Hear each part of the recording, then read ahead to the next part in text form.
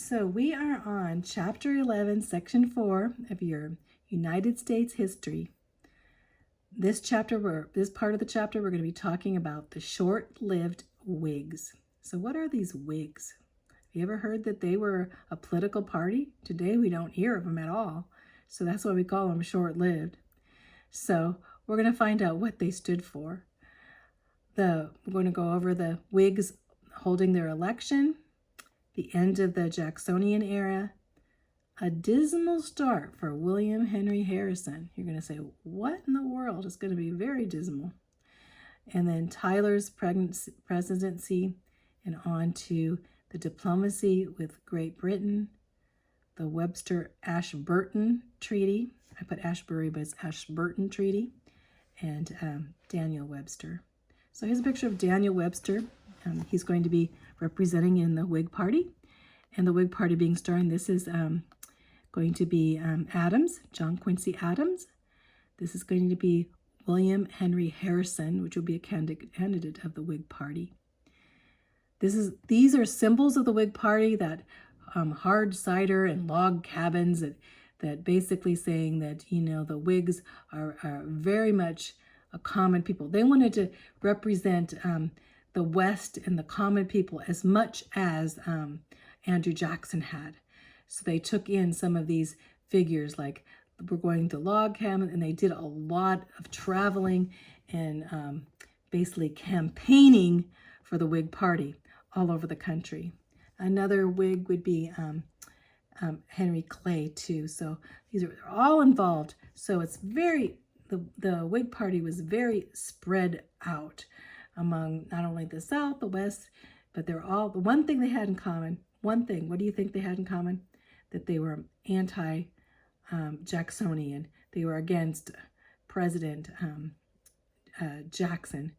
And that point, the Whig basically saying they considered him like King Andrew, he's King Andrew, and we are not going to support King Andrew because of his authoritarian type politics. The Whigs in the December of 1839. So the Whigs held an election convention, pretty spectacular. They let all of the public come. And they chose William Henry Harrison. He lived in 1773 to 1840 as their candidate. Harrison was very popular because he had the victory over the Native Americans at Tippecanoe. He also killed Tecumseh as he attacked we're talking about the War of 1812. So Harrison was very big in fighting Indians and, being involved in the war at some major, some major victories in the War of 1812. So he was very popular in the West because of that. But the Whigs' politics were very vague. Mainly, if you say about a Whig, I would say a Whig was anti-Jacksonian. So anti-President Jackson's politics. The Whigs chose John Tyler. He lived 1790 to 1862 as he was of Virginia as vice president to run with William Henry Harrison. You'll find these guys really don't know each other that well. And one of the reasons they picked John Tyler because he was a Southern Democrat, so maybe they could get a lot of support from the South. And considering that, President Jackson had some support for the South, and many of the Southern Democrats also, though, disliked Jackson's politics too in regard to nationalism. Remember when we talked about Calhoun of South Carolina, who actually was going to, in regard to the tariff, was going to, even to the point of withdrawing from the Union back there as nullification came through. So a lot of the South didn't like Jackson either. So they put Tyler to run for president. So now we had not only William Henry Harrison, an Indian fighter, and, representing that common man, from the log cabin farmer guy, which he wasn't really, but but they put him basically as that, that he was a military leader. A lot of different things, a lot of same kind of compared to Jackson. And the Whigs really didn't have really a good social, official platform or social platform either. And they were careful not to make any political promises because they wanted to get the votes, So the election of 1840 came. William Henry Harrison would get 234 electoral votes, and Martin Van Buren, the Democrat, would only get 60. The reason Martin Van Buren didn't get very many was because he had just going through the whole Depression, and a lot of people blamed the Depression that was happening on his presidency, so they wanted someone new. Of course, here's some Tippecanoe and Tyler too. That's one of their famous slogans of political parties ever. And you can remember that. If you'll remember Tippecanoe, you'll always remember the Whigs. Tippecanoe and Tyler too. A great saying. Tippecanoe and Tyler too again. So the motto went from paper balls to slogans to the walls, everywhere. Tippecanoe and Tyler too. The Democrats had chosen President Martin Van Buren, and he was basically very unpopular. So it looked that Tippecanoe and Tyler too would probably win. So President William Henry Harrison was exuberant, as we know he did win, and the end of the Jackson area would come, and there'd be much enthusiasm though coming through. As they said, okay, we're done with all this. We're going to go into something new, and the Whigs are going to be in charge now, of our president of our country. And so they held marches and parades, even for the campaigns. They held marches and parades and rallies, and sang campaign songs throughout. And they represented the log cabins and the cider barrels, and they became symbols of their campaigns. And so the symbol would represent honesty, toughness, dependability, the hard-working average Americans. So 2.4 million people turned out to vote, 1 million more than before. 1 million more people turned out to vote, and the Whigs won. And William Henry Harrison became the 9th president. So he was exuberant. He was excited. He was going through, and he had campaigned all the way across the country. A lot of hard work. Tippecanoe and Tyler too. So what would happen next? William Henry Harrison. William Henry Harrison was an American military officer and a politician. He was the 9th president of the United States in 1841. He was the oldest president to be elected at that time. His father, Benjamin, was the signer of the Declaration of Independence, and his grandson, also named Benjamin, would become the 23rd president later on. And he served under General Anthony Wayne in his struggle against the Northwest Indian Confederation, which accumulated in the Battle of Fallen Timbers. Like I said, he was an Indian fighter. And the Indians attacked Harrison's camp at Tippecanoe. That's what Tippecanoe meant. Everybody knew about Tippecanoe. Attacked at Tippecanoe, and Harrison and his men repelled the attack. They sustained like 190 people, or 190 soldiers died and wounded. And this would serve as a touchstone for Harrison in his future political career. So knowing, okay, he's an Indian fighter, and man, he sustained a lot of people died in the midst of this, but he was very courageous and brave.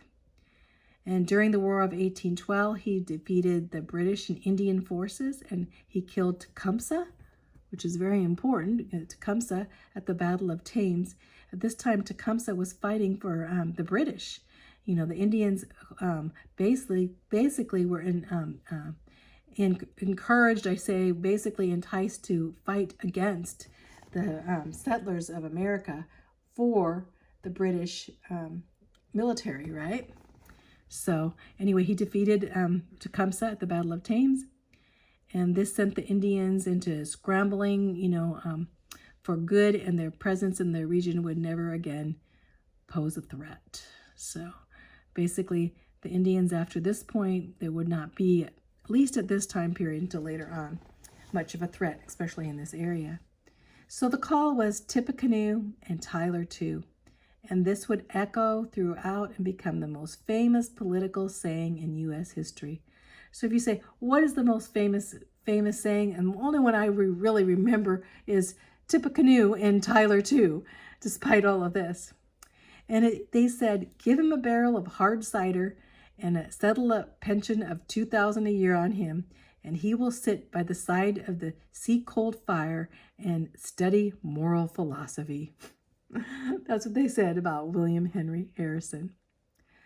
The Whigs presented their candidate as a simple frontier Indian fighter, living in a log cabin and drinking cider, in sharp contrast to the aristocrat, champagne-drinking Martin Van Buren, when in actuality, Van Buren came from more a poverty situation than ever William Henry Harrison did.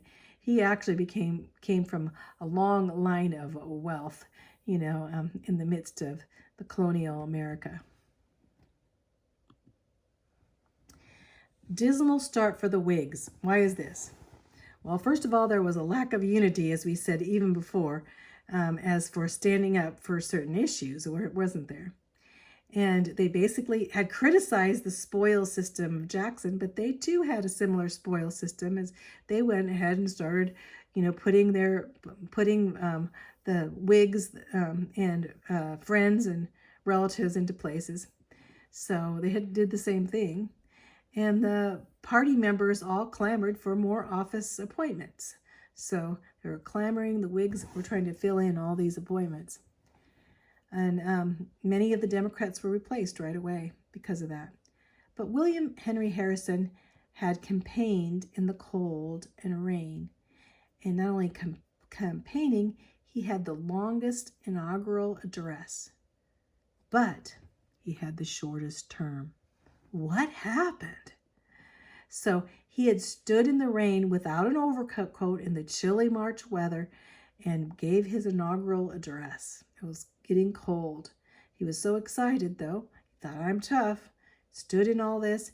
31 days later, he caught pneumonia and he died. Dismal start for the Whigs. Their Whig candidate, their exuberant William Henry Harrison, their Indian fighter, had died. It says here he was the oldest president elected until Ronald Reagan, and he delivered the longest address in the time of the reign. He contracted pneumonia and died a month after taking office. He was the first candidate to win presidents under the Whig Party. And he was a hero of 1812, which we already know, the War of 1812. So William Henry Harrison dies 1 month after his inauguration. He was only president for 1 month. Harrison's successor becomes Tyler, Tippecanoe and Tyler too. He was not a good example of a Whig, let's just say that. He was an accidental president. Nobody ever thought that he would become president. So they just thought, we're just going to put him in here because he's a Southerner and, he represents a variety of Whigs. But after he came in, they found out he wasn't he didn't support a lot of the things that the Whigs supported. Tyler becoming president would be an unfortunate event for the World Whig Party. So Harrison's basically said, Congress, take the lead.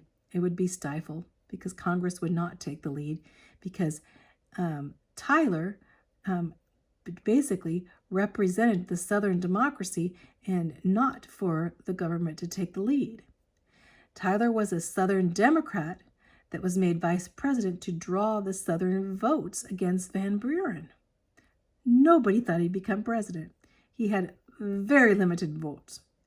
Like Jackson, he opposed the tariff and private banking like Jackson, and Whigs stood up against Jackson. So he did oppose those things, but there's a lot of things he didn't. So he was focused on the states, not the Union. And that was the major thing. He was focused on the states. Later on, Tyler would actually, during the Civil War, would become a Confederate under Lincoln's presidency. So he would join the Confederates against and going against the Union totally. So he was very much, as taking the same stand as Calhoun would took the stand for South Carolina. So his accidency, they called him, because he's accidental president. So let's talk a little bit about who President John Tyler was. He lived 1790 to 1862. He was a president without a party because his Whig party didn't want him. And he didn't even campaign with Harrison. Remember, William Harrison went all over the place campaigning. He did a lot of hard work, and Tyler never even came with him. He was considered one of the worst presidents. Tyler was considered one of the worst presidents. His family had a history in Virginia, and he went to William Mary College, lived in Williamsburg, which is a very, very prominent Virginian town, so very wealthy at that time. And he was a lawyer. He was at odds with the Whig Party in Congress. He clashed with the charter for the National Bank and the sales of public lands and tariffs. His entire cabinet, except for Daniel Webster, resigned from him because they didn't want to be under him as president. And Daniel Webster later on would resign too, but Daniel Webster stayed in there to help with foreign policy because he was afraid that Tyler didn't know what to do.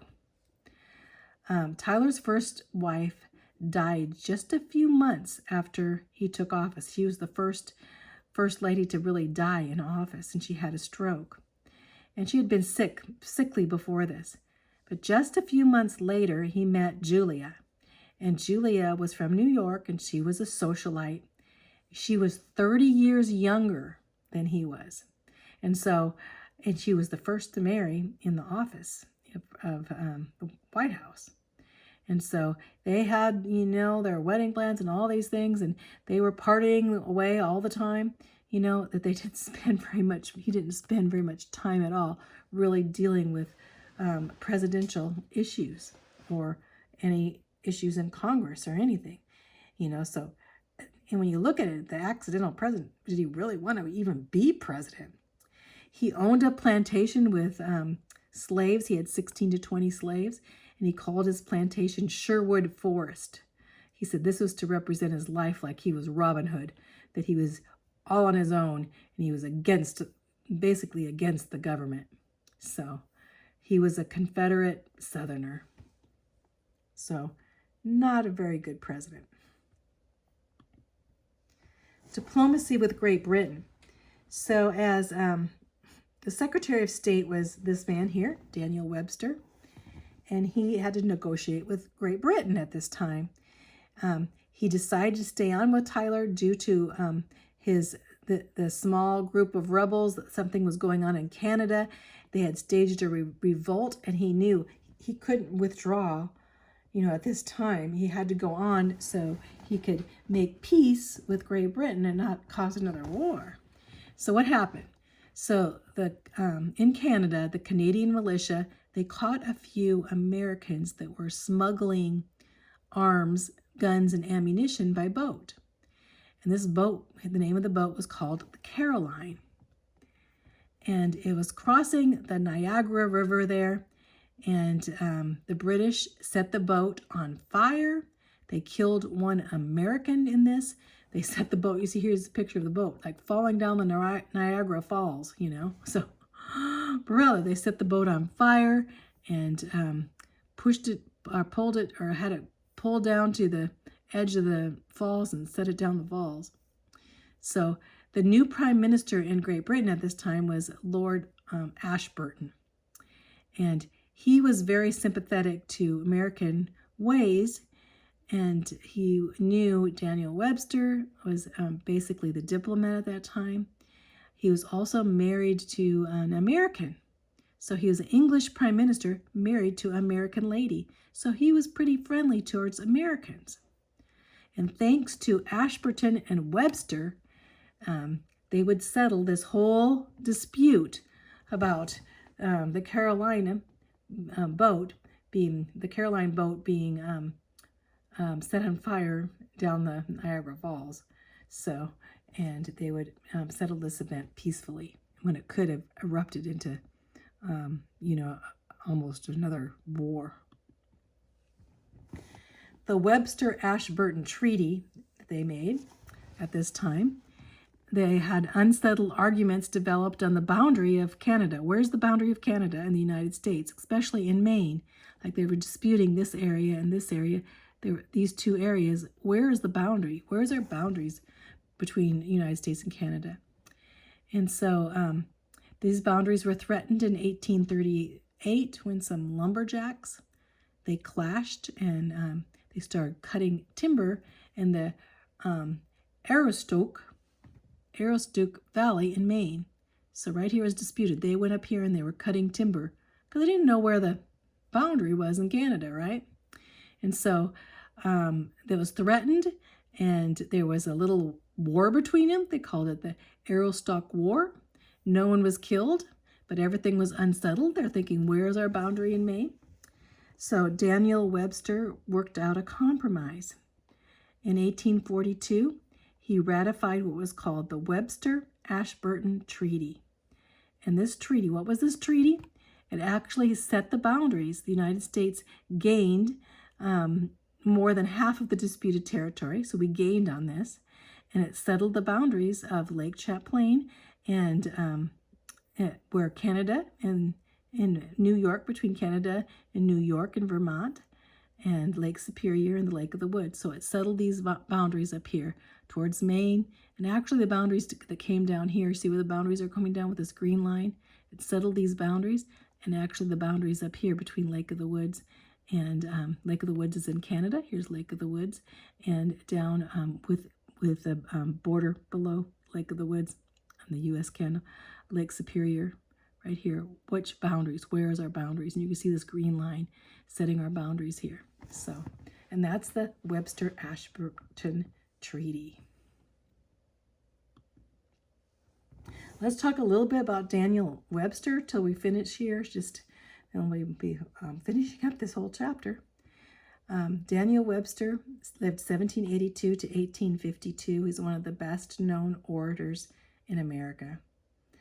He was born in New Hampshire. He was the father of a tavern owner and a farmer.